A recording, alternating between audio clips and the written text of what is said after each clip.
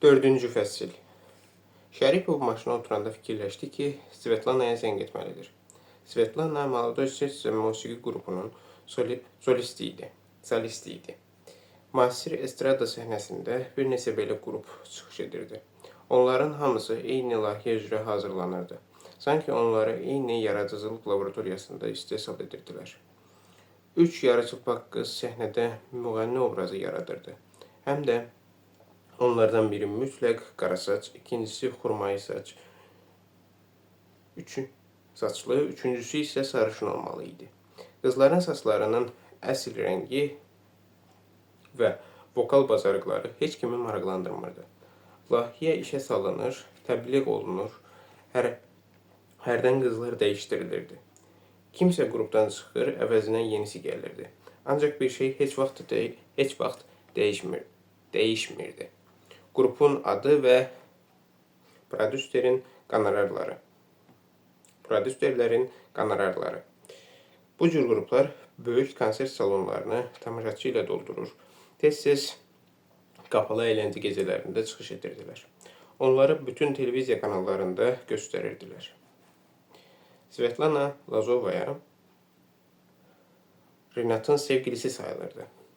Bir neçə ay bundan əvvəl Şəripov prodüser Albert Bronstein ilə danışıb qrupun bütün xərclərini ödəmiş və qızı özü ilə Seyşel adalarına aparmışdı. Sonra Moskvanın mərkəzində onun üçün 3 otaqlı mənzil və maşın almışdı. Ancaq indi qız burada deyildi. Qrupla birlikdə Kiyevə getmişdi. Orada konsertləri olacaqdı. Renat etiraz etmirdi. Ancaq bu əlaqə onu bir qədər yormuşdu.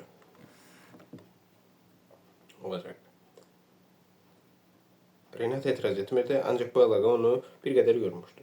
Telefonu çıxarıb qızın nömrəsini yığdı. Zəng çatmırdı. Şəripov üzünü turşutdu. Görünür, Sveta konsertdə idi. Hara gedirik? Tələt ona baxıb soruşdu. Bilmirəm, Renat cavab verdi. Köhnə evindəki qalmaqaldan sonra böyük 2 mərtəbəli mənzilinə qayıtmaq istəmirdi. Hətta eyni vaxtda 3 televizorun hamısını və ev kinoteatrına işə salanda belə öz mənzili ona boş görünürdü. Elə bir böyük bir Sərdar bəy idi. Hər hansı bir kluba Şəripov xahiş etdi. Amma elə bir yerə ki, orada bizi tanımasınlar. Tələt dönüb Pavelə baxdı. O isə susurdu. İstənilən halda gedəcəyi yeri ağa özü seçməli idi.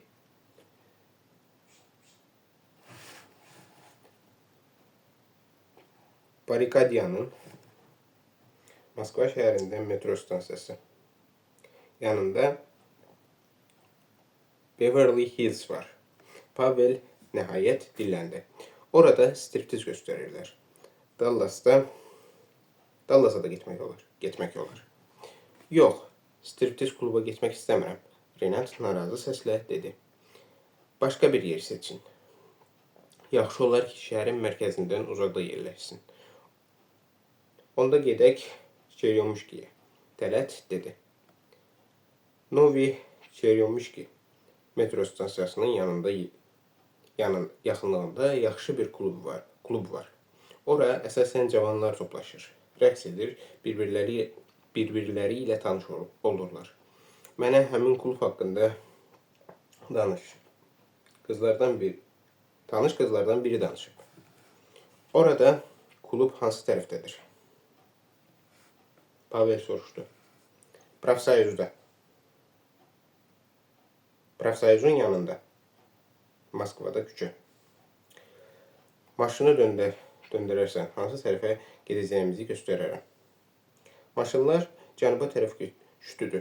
Renat fikirli pəncərədən çölə baxırdı. Yaxın vaxtlara dək o hər yerə avtobusla ya da metro ilə gedirdi. İndi isə bahalı avtomobillərdə özü də mühafizəçilərlə gedir. Həyatı necə də gözlənilmədən dəyişmişdi. Hər şey yaxın adamlarını tərəddüd etmədən öldürmüş həmin adamın sayəsində baş vermişdi. Qulishenko yadına düşəndə Rinat üzünü turşutdu. Yaxşı adama borcu olmaq belə insan üçün çətindir. Lakin əgər sən öz xoşbəxtliyinə və yeni həyatına görə belə bir yırtıcıya minnətdar olmalısansa, onda istər-istəməz abırsız adama çevrilirsən. Rinat qabaqda oturmuş mühafizəçilərinə baxdı.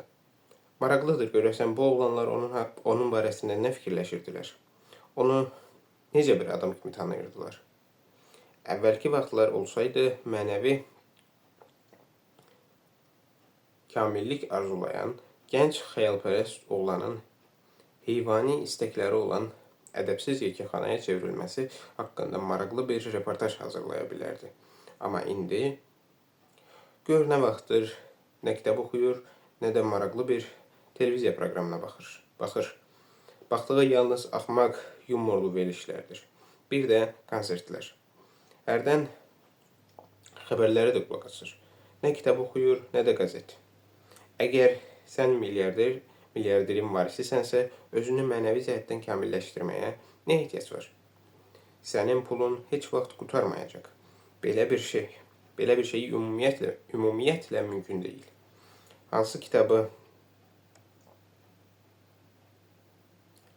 kitabları oxumağından və ya oxumağından, yaxud mənəvi keyfiyyətlərindən asılı olmayaraq, sən həmişə çox varlı adam kimi qalacaqsan və bu həyatı olan bütün marağını itirəcək. Belə çıxacaq ki, sən hamıdan ağıllısan. Çünki sənin pulun ətrafında olan insanların hamısının pulundan çoxdur. Məsələnin ən maraqlı tərəfi budur ki, ətrafında olanlar da məhz bu cür fikirləşir. Bir halda ki, hamıdan varlısan, deməli səndən ağıllısı, bacarıqlısı, istedadlısı yoxdur. Şəripov əlini üzünə çəkdi. Bəlkə doğrudan da buralardan çıxıb getsin. Hindistandakı yoqaların yaxud Tibetdəki rahiblərin yanına getsin. Hindistandakı yoqaların yaxud Tibetdəki rahiblərin yanına. Amma nə üçün? Axı bir səbəb olmalıdır ki, insan birdən-birə hər şeyi atsın və çıxıb getsin. Nəyə görə? Onsuz da arzusunda olduğu hər şeyə sahibdir. İstənilən arzusunu həyata keçirə, bəyəndiyi əşyaların, xoşuna gələn adamların hər birini satın ala bilər. Hər şey edə bilər. Həmin o rahiblər, yoqalar onun nəyinə lazımdır? Müzeylərə, kitabxanalara getmək, beynini lazımsız biliklərlə zibilləmək nəyinə gərəkdir? Axı, biliklər ilk növbədə insana praktik fayda gətirmək üçündür. 1 milyarder kitablardan yaxud yeni biliklərdən hansı praktik fayda əldə edə bilər? Rinatın yadına Fransada keçirilən futbol üzrə dünya çempionatından sonra bütün aparıcı qəzet və jurnalların dərc etdiyi final maçının qəhrəmanı, məğlub edilməz Braziliyalıların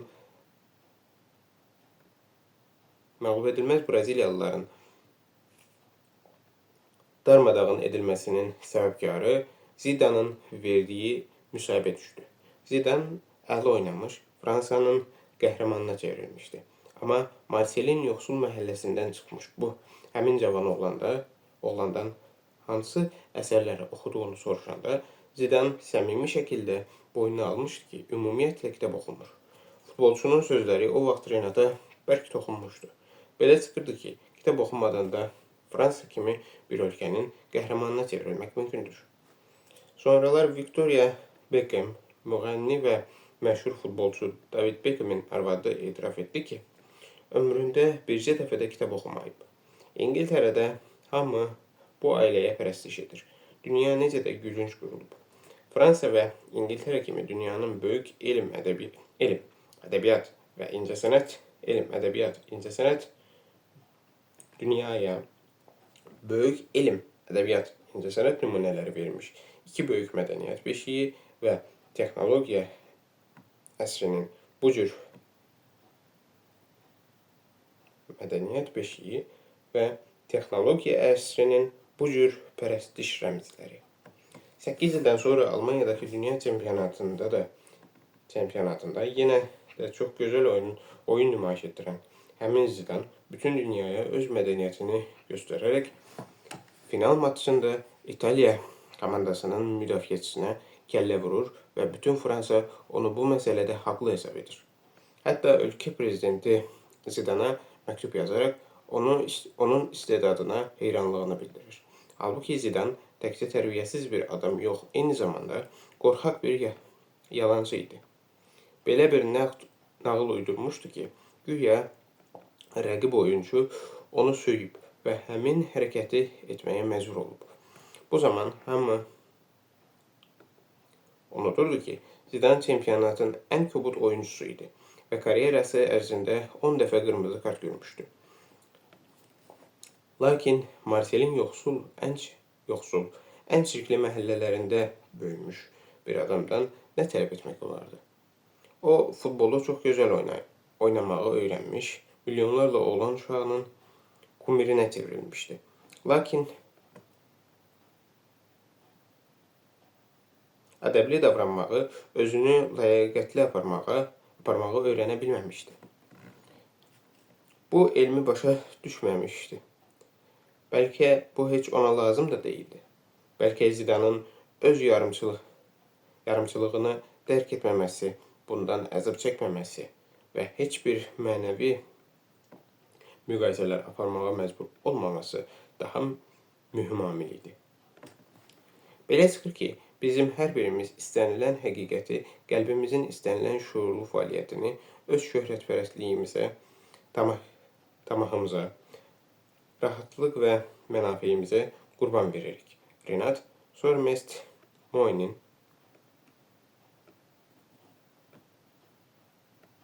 20-ci əsrin məşhur İngilis yazıcısı. Moymin 20-ci əsrin məşhur İngilis yazıcısı. Bu barədə yazdıqlarını xatırladı. Hər bir insan həqiqətə deyil, uydurmalarla, xəyallarla yaşayır. Onun bütün yüksək arzuları öz heysiyyətini təskin etmək üçün uydurduğu xəyallara həqiqət görüntüsü vermək cəhdindən başqa bir şey deyil. Gəlib çatdıq. Renat dönüb Şəripova baxdı. Gedib baxınmı? Bu necə klubdur? Renat xəbər aldı. Gedib baxınmı? Bu necə klubdur? Renat xəbər aldı.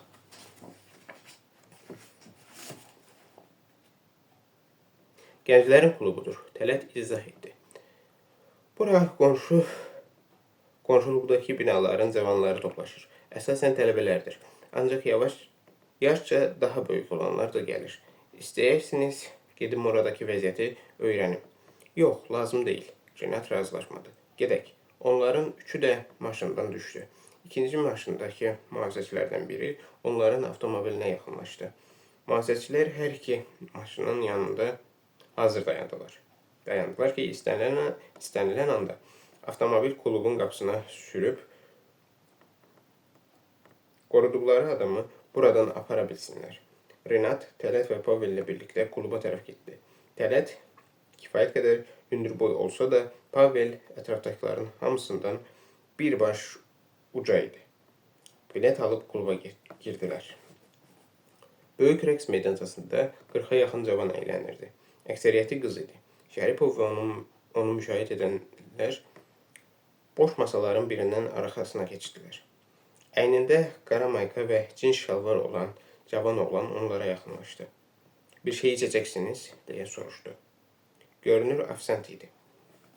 Meyvə şirəsi, Renat dedi. Üçümüzə də. Sizdə təzə portakal şirəsi var.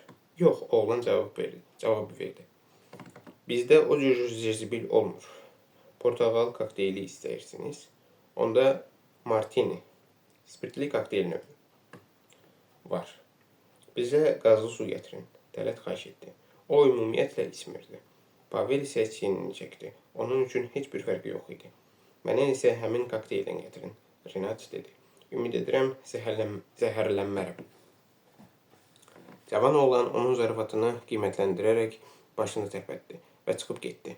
Renat ətrafı göz gəzdirdi. Qonşu masanın arxasında əyləşmiş qızların dördü də onların üzünə gülümsəyirdi. Qızlar şən-şən onlara tərəf baxır, gülüşür, pıçıldaşırdılar. Tələt nümayişkaranə şəkildə arxasını onlara çevirdi. Pavel qızlara tərəf baxıb mehribanlıqla gülümsədi. Renat dalğın baxışlarını onların üzərində gəzdirdi. O hələ də Liza ilə davadalaşın və bayaqki fikirlərinin təsiri altında idi. İçkiləri çox tez təqdim etdilər. Bir boşqabda yarı yaşıl və qara zeytun da gətirmişdilər. Zeytunlar Renatın xoşuna gəldi və bir qabda sifariş verdi. Bəlkə restorana gedək? Tələt təklif etdi. Yox, lazım deyil. Renat ayağa qalxdı və işarə etdi ki, mühafizəçilər yerlərində qalsınlar. Bu böyük salonda hamı həm rəqs edənlər, həm də masa arxasında oturanlar üçün kifayət qədər yer vardı. Görünür, klubun binası əvvəllər bu rayonda yerləşən təşkilatlardan birinin mədəniyyət sarayı imiş. Binanı özəlləşdirmiş, mədəniyyət sarayını bağlamış, oturacaqları tullanmış, kiçik təmir bərpa işləri aparmış və sahibinə qazanc gətirə bilən klub düzəltmişdilər. Renat masaların arxasında oturan cavanlara maraqla baxırdı. Bu artıq başqa, fərqli bir nəsil idi. Bu nəsil keçmiş ölkəni və əvvəlki qaydaları xatırlamırdı. Bu cavanlar 80-ci illərin sonlarında doğulmuşdu. Onların uşaqlığı çılğın 90-cı illərə təsadüf etmişdi. O zaman cəmi bir neçə günün ya da bir-iki həftənin içində adamlar milyonerə çevrilir, yaxud boyunlarının arxasından vurulan bir gülləyə qurban yedirdilər. Bu cavanların ağlına da gəlmirdi ki, həyati dəyərlərin başqa sistemi də ola bilər.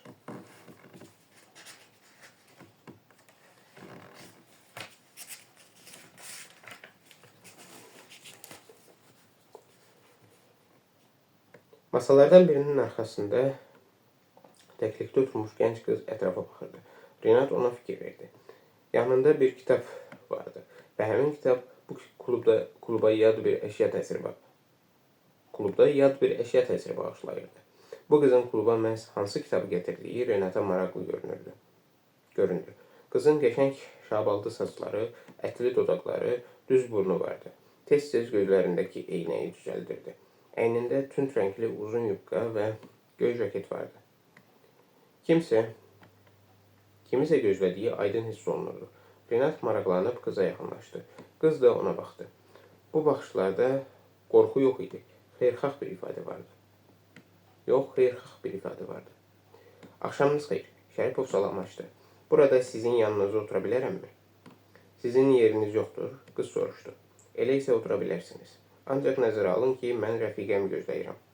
Mən sizə mane olmayacağam. Renat masanın arxasında əyləşdi. Kitaba baxdı. Ancaq kitab elə qoyulmuşdu ki, Şəripov müəllifin adını görə bilmədi. Maraqlıdır, görəsən bu qız nə oxuyur? Onun neçə yaşı olar? 18 ya da 19. Kitab çox köhnə idi. Üzü sürtülmüşdü. Buna dərhal fikir verdi. Bəlkə bu qız onu kitabxanadan götürüb. Amma indi kitabxanaya gedən kimdir? Sizin oxuduğunuz hansı kitabdır? Əvvəllər sözlər bu qədər nəzakətsiz şəkildə başlamazdı. Lakin indi bu qızcığazla əylənməyə nə vaxtı, nə də həvəsi vardı. Hətta qızın adını da soruşmadı. Onu maraqlandıran sadəcə bu qızın kluba hansı kitabı gətirməsi idi. Remark. Erich Maria Remark. 20-ci əsrin məşhur Alman yazıcısı. Qız kitabın üzünü göstərdi. Sevdiyim müəllifdir. Yaxşı zövqünüz var. Renat təəccüblə bildirdi. Siz bu kitabı haradan tapmışsınız? Öz kitabxanamızdan. Qız cavab verdi. Nənəmin evindən. Oxumaq üçün götürmüşəm. Mən artıq onun bir neçə romanını oxumuşam. Xoşunuza gəlibmi? Gəlib. Hə, onun gözəl təbəssümü və dümdüz sədəf kimi ağ dişləri vardı. Adətən bu cür dişləri diş məzunlarının reklamlarında görmək olurdu.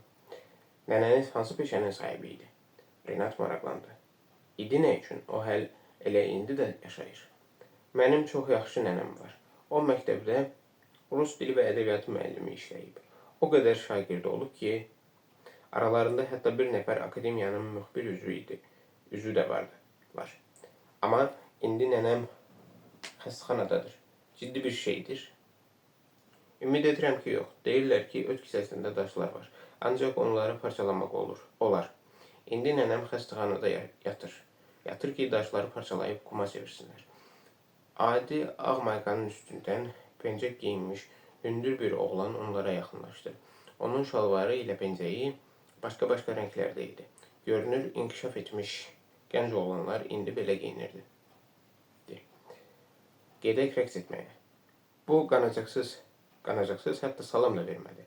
Yox, qız cavab verdi və üzünü çevirdi. Mən rəqs etmək istəmirəm. Gedək, oğlan əl çəkmədi. Özünü naza qoyma. Mən istəmirəm, qız sakit səslə təkrarladı. O qətiyyən əsəbləşmirdi. Elə bil qarşısında dayanan oğlan köhnə tanışı idi.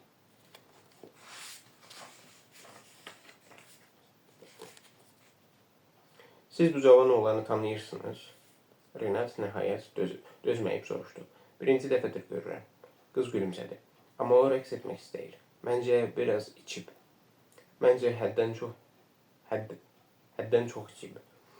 Renat həmin sırtıq oğlana baxıb qeyd etdi. Sən mənimlə rəqs etməyə gedəcəksən? Oğlan yenə soruşdu. O rəqs etmir. Renat acıqlı halda dedi. Kənara çəkil. Görürsən ki, o tək deyil. Yanında oğlan var. Qız gülümsədi. Sən kimsən? Oğlan nifrətlə Şəripovu süzdü. Onun dostuyam və məsləhət görürəm ki, kənara çəkiləsən. Renat cavab verdi. Mənə sənin məsləhətin lazım deyil. Oğlan hirsləndi.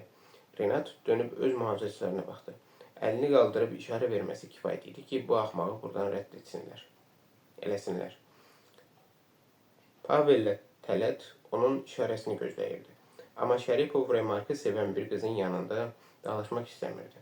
Həmin oğlandan qətiyyən qorxmayan bu qızın yanında mühafizəçilərini köməyə çağırmağa da utanırdı. Şəripov bir qərara gələnə qədər ofisiant onlara yaxınlaşdı. Bayaqki cins şalvar geyinmiş həmin cavan oğlan idi.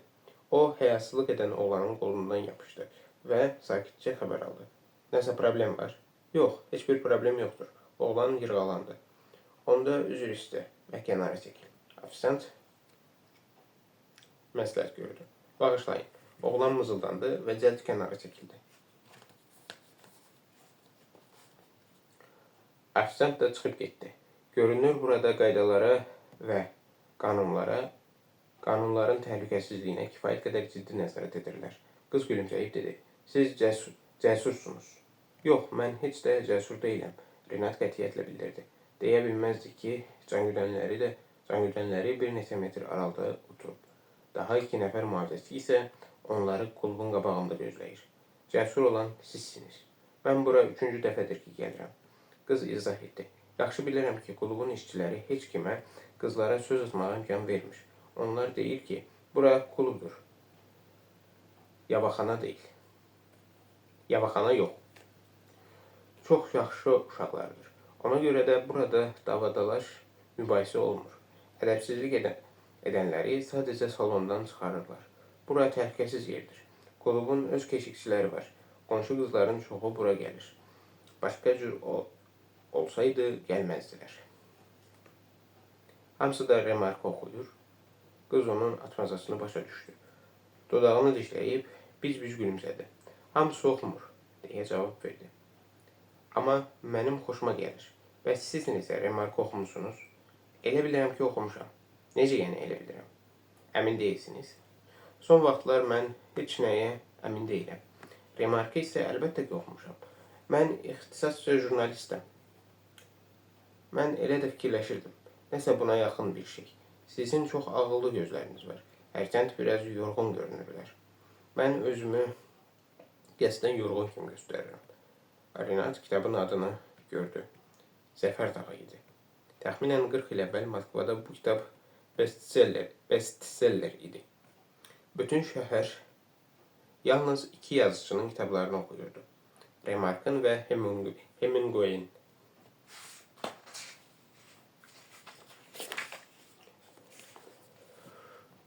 Bilirəm, qız başını tərpətdi. Mən Moskva Dövlət Universitetinin Filologiya fakültəsində təhsil alıram. Artıq 5-ci kursdayım. Ona görə də keçmişin pərəstiş ünvanları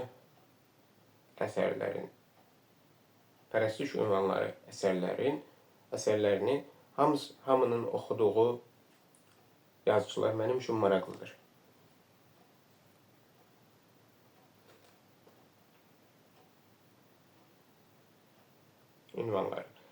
Əsərlərini hamının oxuduğu yazıçılar mənim üçün maraqlıdır. Ümumiyyətlə deyirlər ki, əvvəllər indikindən qat-qat çox kitab oxuyurdular. Şairlər meydanlarda çıxış edirdi. Siz bir jurnalist kimi bu barədə nə fikirləşirsiniz? Əvvəllər başqa zaman idi. İndi başqa. Renat narazı halda cavab verdi. İnsanların qayğıları, narahatlıqları artıb. Bu səbəbdən də çox az oxuyurlar. Heyf, qız bir qədər kədərli səslə dedi. Deməli, əvvəllər maraqlı söhbət etməli adamlar daha çox idi. İndi belə adamlar çox azdır. Qızın mühakimələri Renatın xoşuna gəldi. Sakitliyi, təmkini də həmçinin. Bu vaxt başqa bir qız onlara yaxınlaşdı. Onun boyu balaca idi. Boynu yox idi. Dörtkünc başı, qeyri-mütənasib bədən quruluşu və səliqəsiz gür saçları vardı. Əynindəki güllü don bədənini daha da yöndəmsiz göstərirdi. Qız Renata kinli baxıb rəfiqəsindən soruşdu. Bu kimdir? Sən tanış olmağa da macal tapmısan? Yaxşı adamdır, qız cavab verdi. Amma hələ tanış olmamışıq. Yaxşı adam peşə deyil. Rəfiqəsi etiraz etdi. O nə işlə məşğul olur? Soruşmusan? Hələ macal tapmamışam. Qız gülümsədi. Mən getsəm yaxşıdır. Renat ayağa qalxıb getməyə hazırlaşdı. Sizin adınız nədir? Qız onu sıxladı.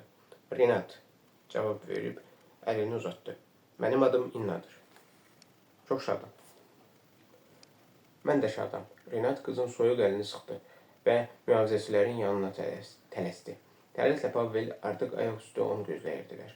Renat başına çevirib sanki bura başqa bir aləmdən düşmüş həmin qəribə qıza bir də baxdı. O anda Renatın ağlına da gəlməzdi ki, taleyi bu qızla necə sıx şəkildə bağlanacaq. Siz kokteylinizi içməmişsiniz. Tələt xatırlatdı. İstəmirəm. Renat əlini yellətdi. Onlar klubdan çıxıb maşınları tərk etdilər. Təxminən 30 metr aralıda dayanmış tünd göy rəngli Volkswagen avtomobilinə heç biri fikir vermədi. İçində 2 nəfər vardı. Onlar klubdan çıxan kişilərə diqqətlə baxırdılar. Renat Şəripov həmişəki kimi Mercedesin arxa oturacağına əyləşdi. Tələt maşının qapısını örtüb qabağa keçdi. Maşınlar aşağı sürətlə yola düşdülər. Volkswagendəki adamlar bir-birlərinin üzünə baxdı. Onun mühafizəçiləri var. Onlardan biri dedi. Hə, ikinci adam başını tərpətdi. Bu həmin adamdır. Onun bacısı oğlu. 4-cü fəslin sonu.